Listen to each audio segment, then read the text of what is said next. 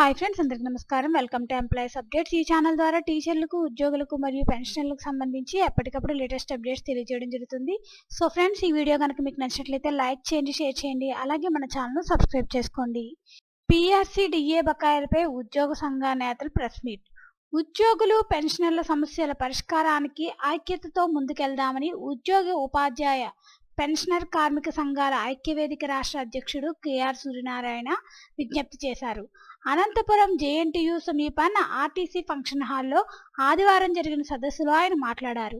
ఉద్యోగులకు 25,000 కోట్లకు పైగా బకాయిలున్నాయి. ప్రతి సంవత్సరం కరువు భత్యం, పీఆర్సీ, ఇతర బకాయిలు పేరుకుపోతున్నాయి. వీటిపై ఉద్యోగుల్లో అయోమయం నెలకొంది. ఉద్యోగ విరమణ నాటికి కూడా బకాయిలు చెల్లించకపోవడంతో ఆర్థిక ఇబ్బందులు ఎదురవుతున్నాయని, సిపిఎస్ ఉద్యోగులు కరువు భత్యం బకాయిలు పెండింగ్లో ఉన్నాయి.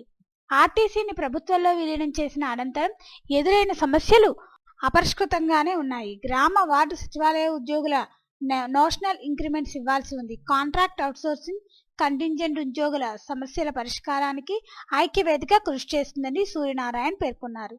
సదస్సులో ఐక్యవేదిక రాష్ట్ర సహాయ అధ్యక్షుడు కరణం హరికృష్ణ, ప్రధాన కార్యదర్శి బాజీ పఠాన్, ఉపాధ్యక్షుడు రవీంద్రబాబు తదితరులు పాల్గొన్నారు.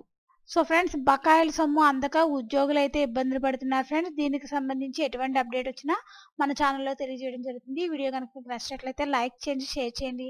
అలాగే మన ఛానల్ను సబ్స్క్రైబ్ చేసుకోండి. Thanks for watching this video.